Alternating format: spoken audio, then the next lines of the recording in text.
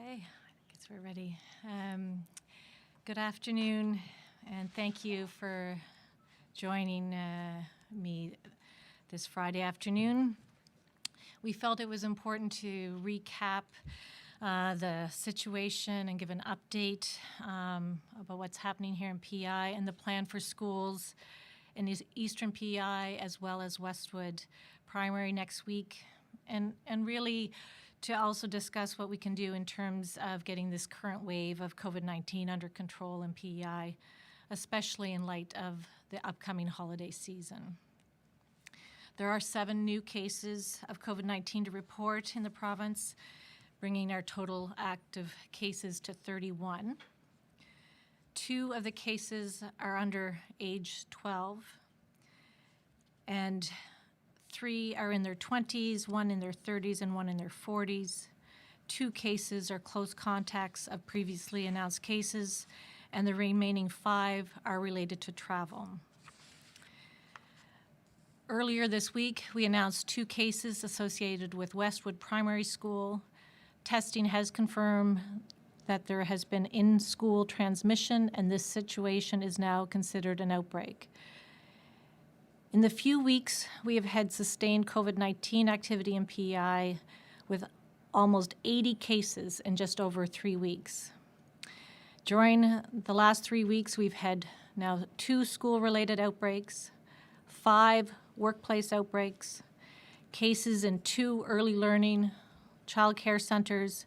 Numerous sports teams have been identified as close or casual contacts. Currently, there are 115 close contacts being followed, including over 65 children. And there are many more casual contacts related to the current active cases. In the last 3 days, over 7,600 individuals have been tested for COVID-19 in PEI, including over 3,500 PCR tests. 1/3 of these tests were among youth under the age of 19. We are able to link some of these cases to travel, and others appear to be more in line with community transmission. At this point, while our public health resources are stretched, we are still able to do contact tracing and follow up with cases and their close contacts. I think this situation is still, we would consider it serious, and while we get this current wave under control, it does require focused attention and intentional behaviors. We are very concerned about the possibility of increased transmission over the holiday season. We do not want to see people in hospital, and we do not want to have large number of families in isolation at Christmas time. The choices we make today and in the days leading up to Christmas will have an impact on us as individuals, families, and the entire province. This time last year, we were in a circuit breaker related to an outbreak. We had approximately 1,000 people vaccinated. As I said earlier this week, I do not want to have us go back into circuit breaker measures or to impose significant restrictions on our ability to gather or travel. We do not want to go back to the restrictions that were in place last year. But we've had a number of questions from individuals and groups about what they can do to help stop the transmission of COVID-19 in our province. There are steps we can take to further protect ourselves and others, and I'd like to emphasize 3. The first one's related to travel. Many of our cases are related to travel, both island residents who travel off PEI and others who travel here from other provinces. We've had cases related to travel from other Canadian provinces, including New Brunswick and Nova Scotia, as well as international travel. Some of our current cases are related to the events at St. FX University last weekend. Yesterday, New Brunswick reported the highest number of daily cases since the pandemic began, with 174 reported new cases. If you choose to travel off-island or choose to have people from away come and visit over the holidays, it is important to understand you may be increasing the risk to yourself, your family, and others. People, including children who are not fully vaccinated, should be careful if they're traveling off-island and should not travel. Anyone traveling to PEI, including PEI residents who are returning home, should be tested at the point of entry and again on day 4 after arrival. And if symptoms of COVID-19 develop, they should isolate and be tested, regardless of previous negative test results. I urge island residents to limit travel, but appreciate it is really important to see family and friends. Anyone who does travel should assess their own risk and that of others, and be sure to follow public health measures, including testing.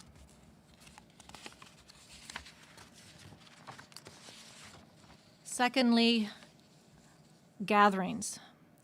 We have discussed the possibility of limiting the size of personal gatherings. However, we recognize that many families have already made plans for holiday gatherings. Keeping your personal gatherings and holiday parties as small as possible, and keep in mind that COVID-19 is circulating in our province. Keeping your list of contacts small is important, and just because you may have an opportunity to mix with a number of different groups over the holidays does not necessarily mean that you should. We have discussed the need for each of us to do our own personal risk assessment when deciding to attend events outside our household, considering our own vaccine status and that of others, considering our own health status and that of others, and the type of activity. For example, outdoor activities being safer than indoor events. I do urge islanders to think twice about attending large personal gatherings where you do not know the vaccine status of others and or are uncertain of the public health measures that will be in place. And third, be vaccinated or get vaccinated. Recently, more of our cases have been in children because they are not yet fully vaccinated. And I've received emails and questions about breakthrough cases. And really, I believe our focus should be on how well our vaccines are working instead, especially with the Delta variant being the dominant strain. And thank you to 133,000 islanders over the age of 12 who have had 2 doses of vaccine and are considered fully vaccinated. And based on our own data, 0.07% of cases of those who are vaccinated are breakthrough cases. So despite more cases, there is less serious illness, including hospitalizations, thanks to our high rate of full vaccination. If island residents had not responded so well to the opportunity to be vaccinated, especially in light of the Delta variant this fall, we would be in dire straits now, as we would have much more transmission and serious illness. So while not 100% effective, the COVID-19 vaccine does reduce transmission and reduce the risk of serious outcomes from the virus. And being vaccinated still is our best protection overall against COVID-19 and its variants. Islanders age 5 and over are eligible to be vaccinated, and if you've not had your first dose, please make an appointment for it today. And if you've had 1 dose, you're often automatically have an appointment for your second dose made. Please, you can book online or call the vaccine booking line. For parents who want an early vaccine appointment for their children, there are openings at the clinic even in Surrey on Monday. I know many families and students are anxious to hear about the reopening of schools next week. The last case associated with École La Belle Cloche cluster was on Tuesday, December 7th.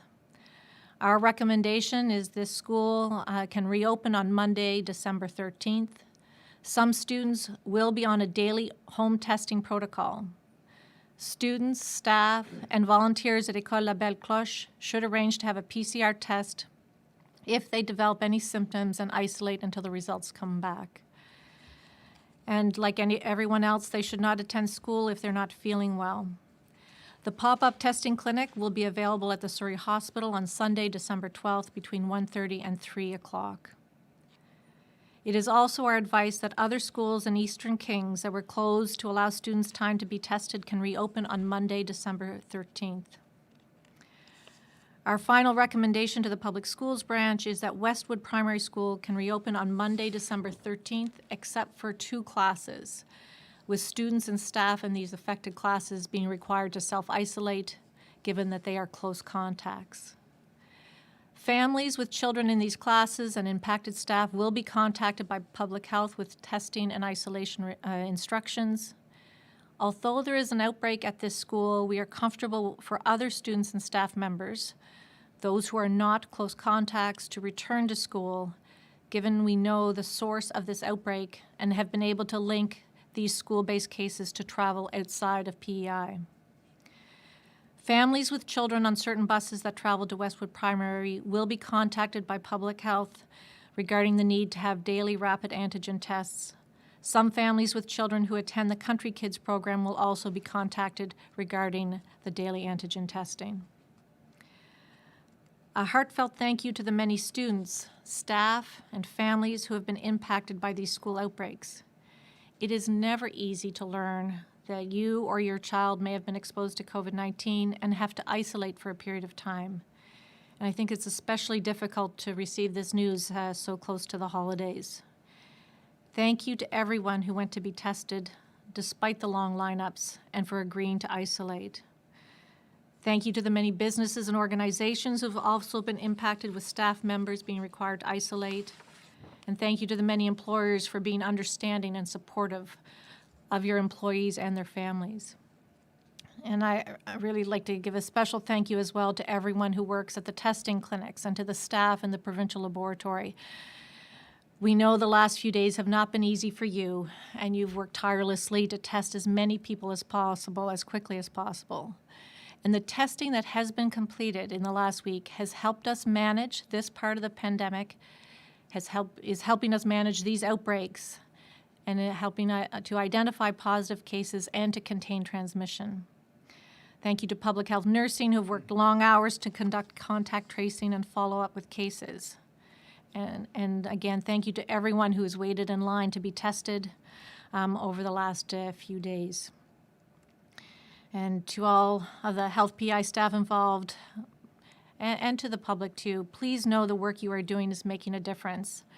Our level of testing, our contact tracing, and high rate of vaccination are key reasons why PEI continues to fare well in terms of the rate of COVID-19 per capita when compared to other jurisdictions. On behalf of many Islanders, thank you so much. Of course, these are not messages we want to be sharing really with Islanders today or any day. One of the team said to me today, we feel like there's no time to catch our breath in the last number of weeks. So as we continue to struggle to get our COVID-19 situation under control, it is important to be mindful that COVID-19 is circulating in our province and to take appropriate precautions. We know that basic public health measures, including vaccination, are effective and provide important layers of protection against COVID-19. Let us also act together now and be cautious around travel and gatherings over the holiday season. As we continue our journey with COVID-19, we will get through this together. I know we will get through it. And now more than ever, let us continue to be patient and continue to be kind. Thank you. So thank you very much, and I'll open it up to Dave Stewart from The Guardian in the room. Thank you, as always, Dr. Morrison, for taking our questions. I guess the first one would be, considering the 2 school outbreaks recently, have there been any discussions with the public schools branch to close schools ahead of time? I guess we're a week away from the traditional Christmas break, so was there any thought given to giving the children an extended break and just sort of keeping people apart? So, Dave, I think this, yes, there's been conversation certainly with our team in terms of what potential next steps would be. I think really today is a bit of a reminder, a warning almost of what we're facing and what we've been dealing with. And things that we have talked about are restricting more activities for those less than 12, including earlier school closures. But based on the information we have now, we also know it's important to balance that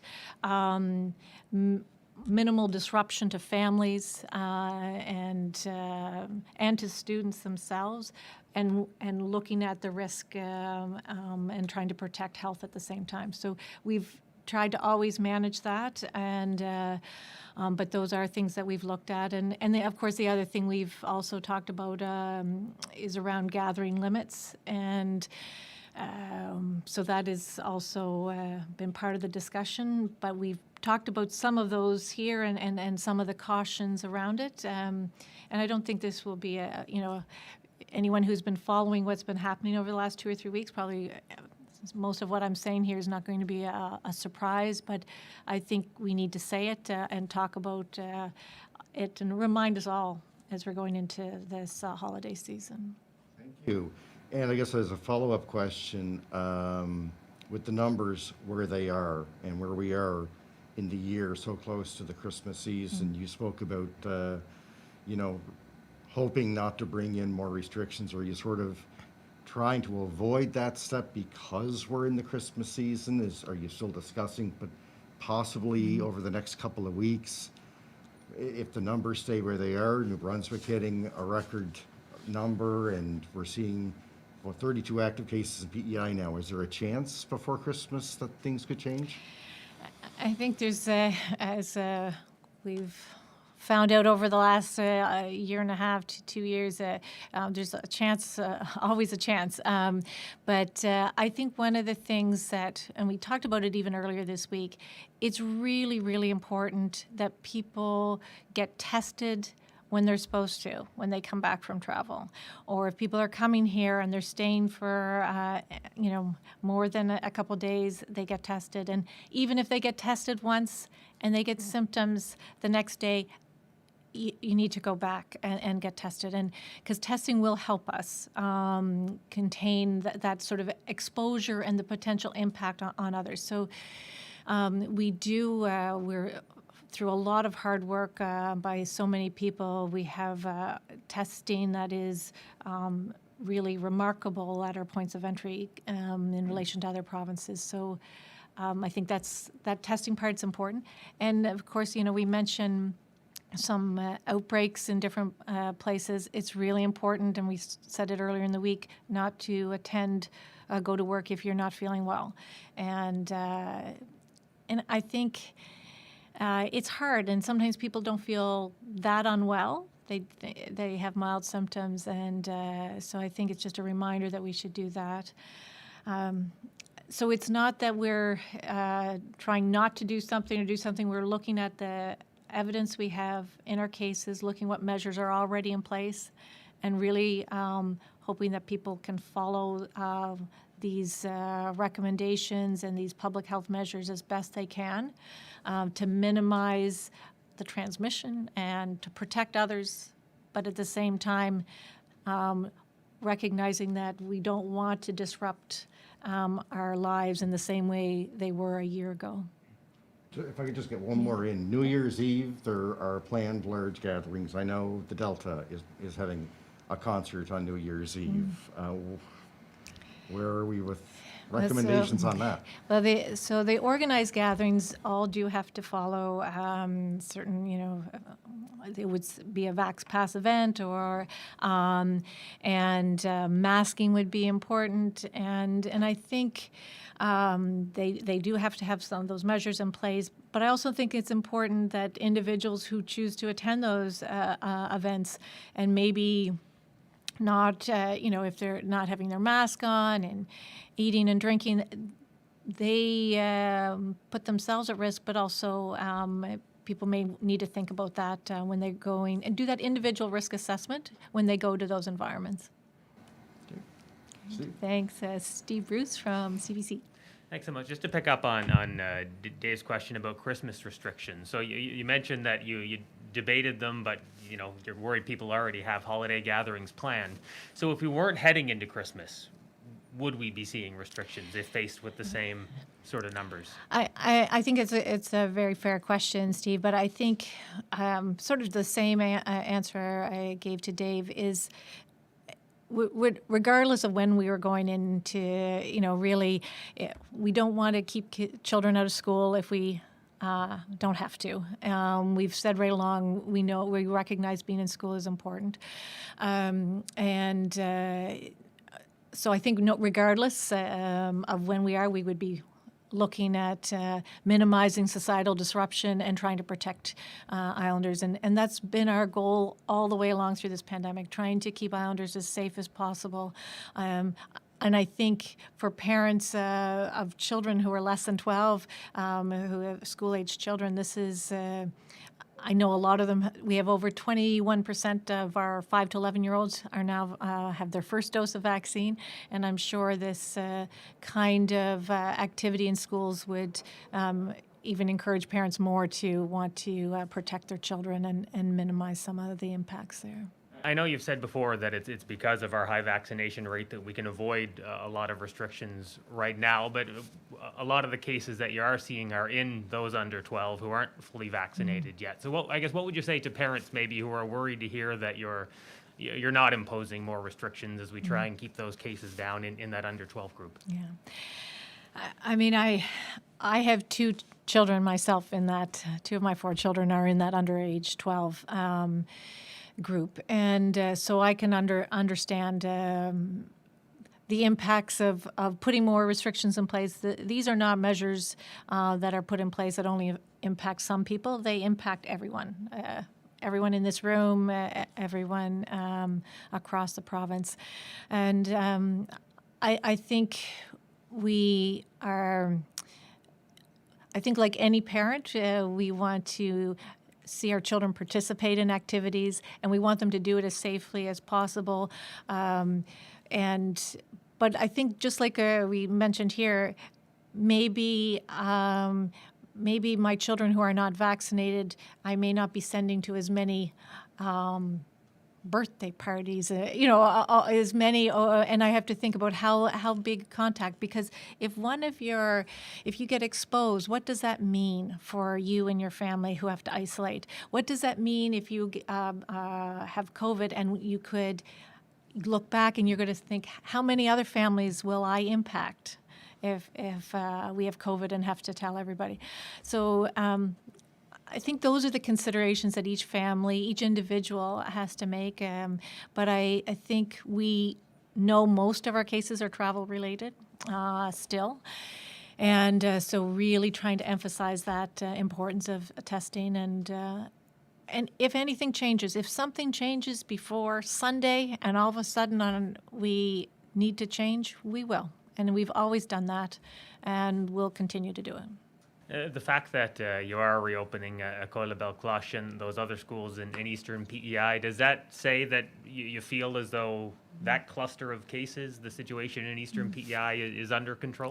Well, I think the amount of testing that has happened up there and the response of the community has certainly helped us be able to feel more comfortable where we didn't see cases in other schools come up, and there was a large amount of testing done. I know there's still more testing today, and we won't have all those results done. So, as you said, if we need to, we'll make adjustments. But I think if everything goes well and nothing, that we don't start seeing a lot of other cases in other schools today, then that's certainly the plan to go ahead. And that testing has reassured us.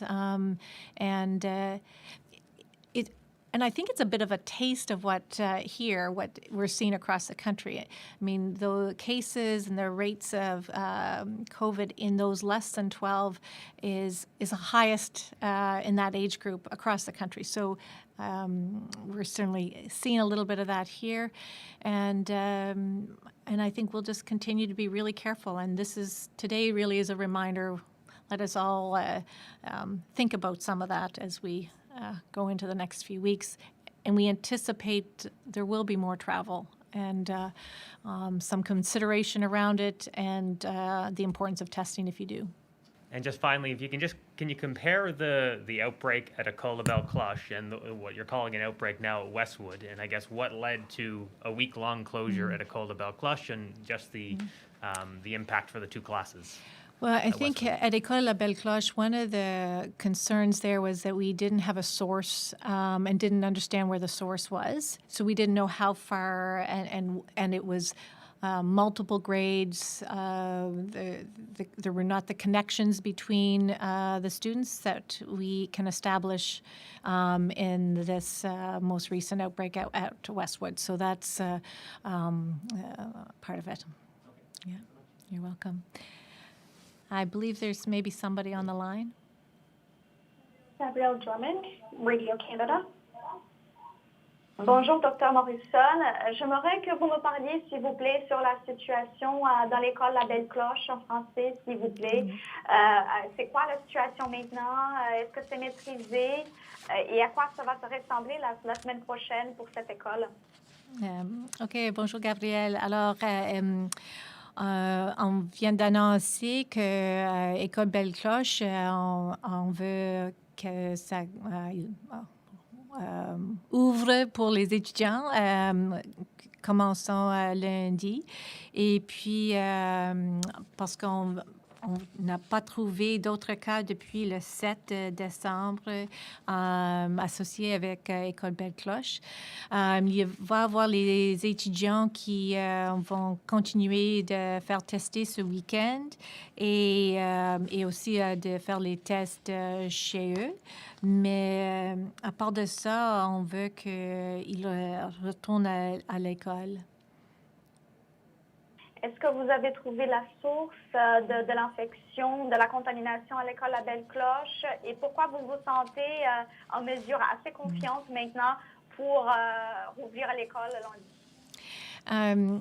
Alors, on a fait tellement de tests depuis vraiment les 3 derniers jours, vraiment la semaine. Alors, on a plus de confiance qu'on peut avoir. Il n'y a pas beaucoup de transmission qui en fait encore. Mais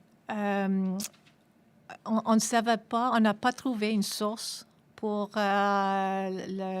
l'outbreak à École Belle Cloche.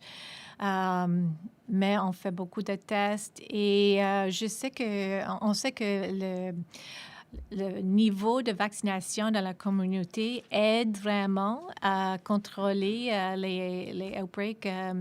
Alors, on sait que ça nous aide pas seulement dans cette occasion, mais partout à l'île. Si on n'avait pas le même niveau de vaccination, on aurait eu bien plus de cas ici à l'île. Et le nombre de cas augmente ici dans la province, mais vous hésitez toujours de mettre en place de nouvelles mesures sanitaires pour les festivités de fin d'année. Alors, Dr. Morrison, qu'est-ce que vous attendez précisément pour effectivement mettre en place de nouvelles mesures et restreindre les consignes des festivités de fin d'année? Gabriel, j'espère que je comprends la question, mais on veut juste vraiment que les insulaires se souviennent des mesures de santé publique, les consignes vraiment de faire tester si vous voyagez, de peut-être penser si vous devrez voyager ou non, si vous voyagez, de tester et de suivre et de penser si vous avez vraiment besoin d'aller tous les activités sociaux. Mais on sait que la famille et les amis sont tellement importants ce temps ici.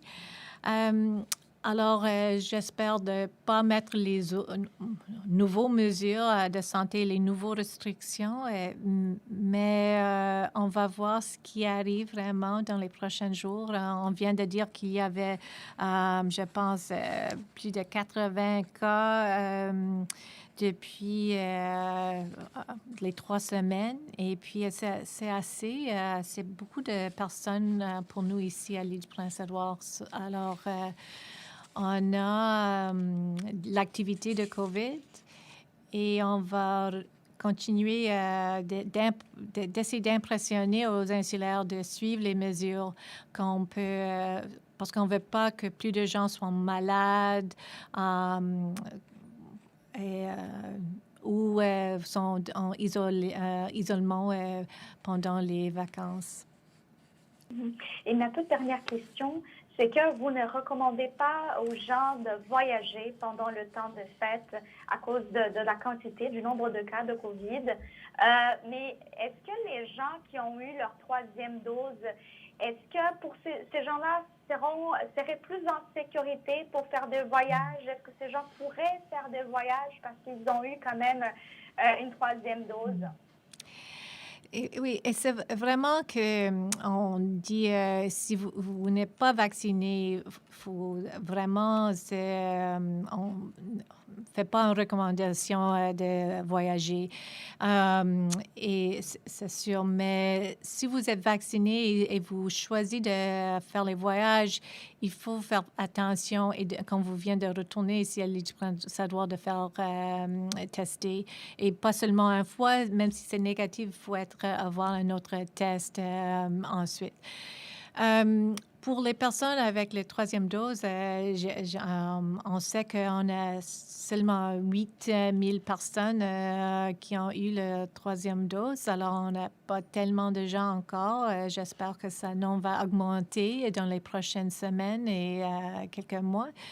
Ils sont plus protégés de maladies qui vont pas être aussi malades pour entrer à l'hôpital, mais ils peuvent quand même peut-être recevoir COVID. Mais alors, on ne change pas ce qu'on dit si vous avez 2 ou 3 doses à ce moment. Mais ça va peut-être changer par le printemps. Merci. Okay. Bonne journée. Bonne journée, Gabrielle. Louise Martin, CBC. Hi, good afternoon, Dr. Morrison. I was wondering how many cases are connected to the St. FX outbreak. Hi, Louise. I believe we have, I believe it's 4 cases. I don't have that right in front of me, but I believe it's 4. And how many exact cases connected to Westwood now? There are 3 students. Okay, 3 students. I know if we've been through outbreaks before, this one just seems different given the community spread. Can you somehow tell us on a level of, your concern radar where you're at with this particular outbreak? Well, Louise, I think it's more than one outbreak. I think we're concerned because we have had these elevated numbers of cases, sustained number of increase of cases over the last 3 weeks. So it's not just one outbreak, it's that we have more than one outbreak. We talked about the fact that we have, 2 different schools impacted. We have 5 workplaces impacted in the last 3 weeks. We've had cases in early learning centers. So it's all those things together over the last 3 weeks that have increased our level of concern. But it's also seeing what's happening across the country, which we've talked about. We always have talk about because we are influenced and we are impacted of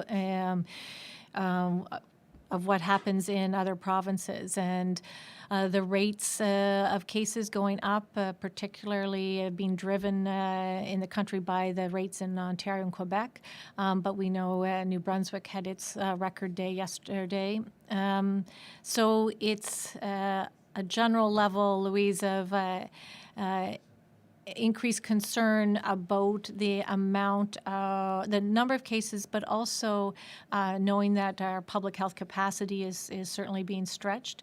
And but appreciating that our vaccination rate is, I'm so thankful, and someone else said this to me as well, we're so thankful for our high vaccination rate because especially with the Delta, knowing it's been so transmissible in this fourth wave, which has continued longer across the country than I think was initially anticipated, that if we hadn't had that, we would be in a much worse situation here. So I am thankful to that, and that may be helping us at least curb some of the extent of the outbreaks that we're seeing. I mentioned to Steve that if something changes by Sunday, as you've always done, you would make changes. Mm-hmm. So what would need to change to put in stricter measures? Was there any consideration, for instance, being given to putting a pause on recreational sports, especially since some of those athletes are not vaccinated? So, Louise, and I think I know there's been issues with the phone line, so you may not have heard my response to Dave, but I think exactly you mentioned one of the measures that is under consideration, that if we need to, it would be a pause on recreational sports and other activities for those under 12. It would be a potential change in gathering limits. It could be earlier closure of schools, but we are every day, every time we get a phone call from the lab and then talk to cases, we look at the evidence we have and make adjustments. And it wouldn't have to be on Sunday. It could be at any point in time. If we need to adjust, we will. And sort of reiterating the fact that we'll try to balance that, minimizing the activities we do and the societal disruption that we have when we put measures in place, but recognizing we have had at the forefront protecting our health system capacity, wanting to make sure that we have good healthcare capacity there whenever we need it, and trying to protect islanders from getting sick. So we will continue to do that every day, but it's exhausting and tiring for everyone involved, including the public, and that's why I think I have to emphasize, maybe to myself as well as everyone else, we're going to get through this, and we're going to do it one day at a time based on the information we have. Absolutely, and I'm sorry if I missed that, Dave's in your answer to Dave's question earlier. With you mentioned cases in other parts of the country, particularly like Ontario, Quebec, over 2,000 cases today. People are, as you mentioned, going to be considering traveling at Christmas within Canada to see family and friends. And some are worried about leaving Prince Edward Island for the holidays and then finding out new restrictions are in place when they come back, or there are border restrictions. What are the chances of that happening, where you might impose self-isolation again, or any border restrictions over the holidays? Any idea? I mean, I think at this point in time, we have certainly don't have any intentions of going back into the same kinds of restrictions as we did this time last year in terms of any of our border measures. I do think it will continue to be very important, and to make sure you're tested when you do return, but also to do follow-up testing. And I know it's a requirement under the legal order for those who are traveling internationally, and it's certainly a strong recommendation for those who are traveling even domestically. And so I don't anticipate additional measures, but reinforcing how important that testing is, and not continuing to go back to school or work if you've come back from travel and have any symptoms. All right. Thank you very much, Dr. Morrison. I appreciate it. Have a good weekend. Thanks. You too, Louise. And I think that's it. So thank you very much.